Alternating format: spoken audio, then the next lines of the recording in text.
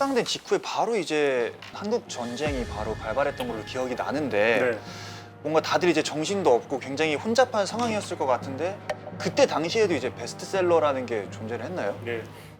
1950년, 53년 이 전쟁 기간 동안에 베스트셀러가 또 한 권 있습니다. 전쟁 기간 동안에? 그 기간 동안에도 이 셀러가 전쟁 그 있었다고? 기간 동안에 어떻게 베스트셀러가 있을 수가 있지? 바로 이 책입니다. 마이동풍차? 마이동풍처. 이 책은 작가가 직접 겪은 이야기를 수필 형식으로 펴내서 수필 작품으로서는 굉장히 중요한 작품이고요. 수필의 어떤 표본 같은 걸 보여주는 수필의 표본. 네, 아주 재미있는 책이기도 한데 당시의 시대상을 잘 알 수 있는 책이라고 볼 수 있을 것 같고 픽션이 아니라 수필집이라는 게 중요한 것 같아요. 본인의 경험을 바탕으로 한 거니까.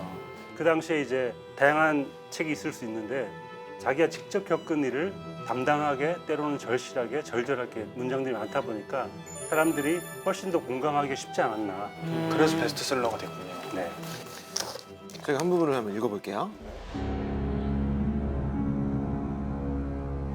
12월 28일 피난 열차가 영등포를 떠나 사흘째 되는 날 첫 새벽에 경북 외관역에 닿았다. 이미 그 전날 내 옆에 앉았던 어느 어머님의 품에서 100날 남짓한 어린 아기가 하나 얼어 죽었다. 기차는 3시간이 지나도 떠날 생각을 않는다. 사람들은 기차에 내려 솥과 냄비에다 쌀을 담아 밥을 짓는다. 역전에 우물이 하나 있었다. 워낙 많은 사람들이 길러내는 통에 처음에는 말떡물이 나중엔 시뻘건 황토물이 되었다. 그 시뻘건 물로 밥을 짓고 국을 끓였다. 두레박 중에서. 절절하지 않아요. 아, 이게 너무 근데 너무 가슴 아픈 얘기 아닌가요, 이거는? 저는 오히려 이 글이 더 소설 같고 이게 수필이라는 게 논픽션이라고 하죠. 논픽션의 힘이라는 건 그 현장으로 우리를 데려가는 놀라운 힘이 있구나라는 생각을 하게 하는 그런 책인 것 같습니다. 근데 이거를 사서 읽거나 구해서 읽으셨을 거 아니에요. 근데 네. 피난길이란 그런 굉장히 복잡한 상황이 있었을 텐데 네. 어떻게 읽으신 거예요? 서점이라는 게 있었어요? 그러니까 그때 베스트셀러가 됐다는 것도 신기하고 피난민들이 다 이제 내려가잖아요. 내려갈 때 그 중에 이제 지식인층도 있을 거 아니에요.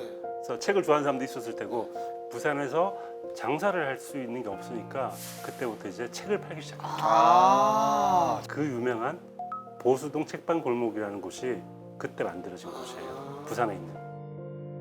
그 상황이면 하나라도 더 먹을 걸 사고 그 생활에 필요한 거를 그렇죠. 그럴 샀을 것 같은데 책이 수요가 있었다는 게 그러게요. 너무 신기해요. 근데 인간에게는 제일 중요한 건 존엄인 것 같아요. 아무리 이 시절이 험난해도 나는 책을 읽겠다.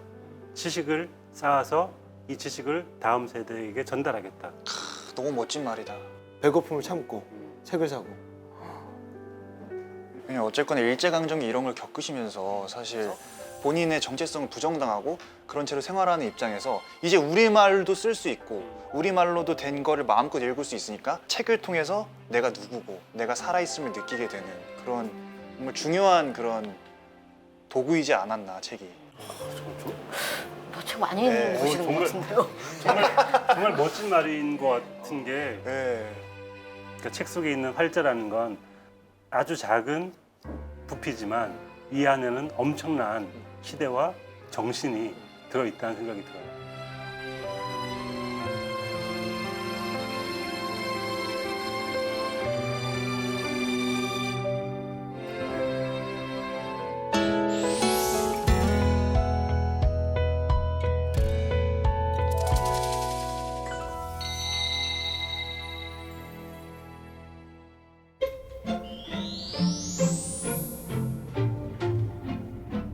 이렇게 말과 글을 되찾았지만 아주 심각한 문제가 하나 있었습니다.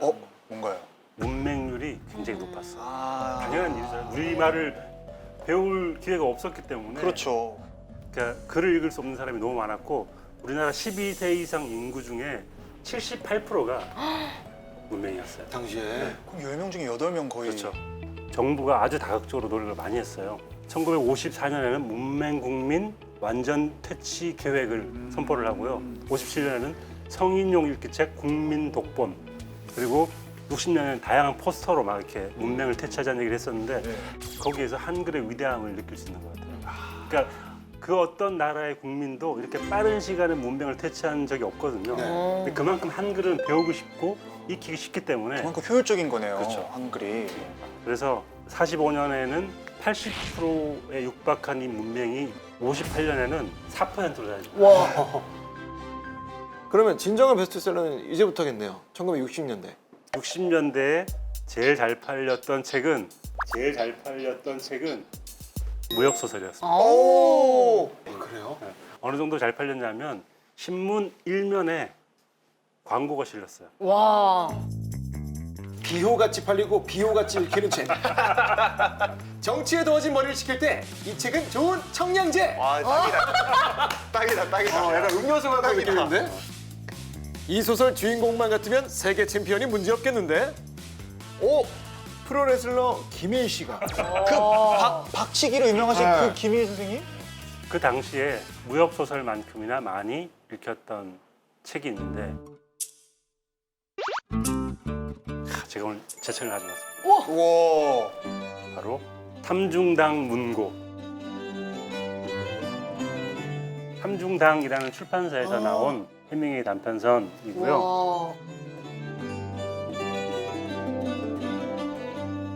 60년대, 70년대 이제 학부열이 막 치솟아 올라오니까 제일 많이 출판되었던 게 세계문학 전집이에요. 아. 전집이 진짜 비쌌거든요. 그래서 그런 전집을 사지 못하는 사람들을 위해서 문고판의 형태로 가지고 다니기 쉽게 그 책으로 시리즈축을 나왔던 거예요. 세계문학도 당연히 있었고요. 네.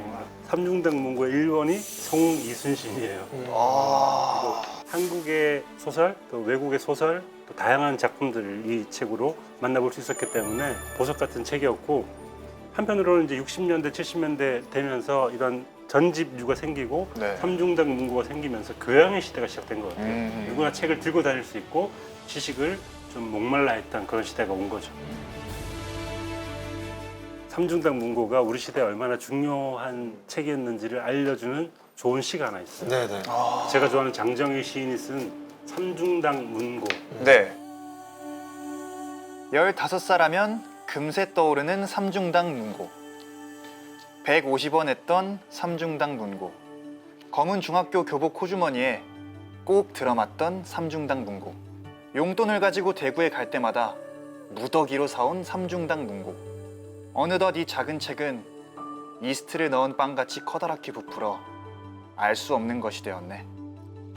공룡같이 기괴한 삼중당 문고. 우주같이 신비로운 삼중당 문고. 제가 그 좋아하는 대목은 그 문고는 정말 작잖아요. 네. 이 작은 곳에 빼곡하게 들어있는 내용들이 이스트처럼 부풀어 오른다는 거예요. 아. 오, 뭐 되게 표현이 되게 책이라는 게 사실은 되게 압축된 거잖아요. 책을 읽을 때 우리는 그 책을 통해서 엄청나게 큰 세계를 상상을 하잖아요.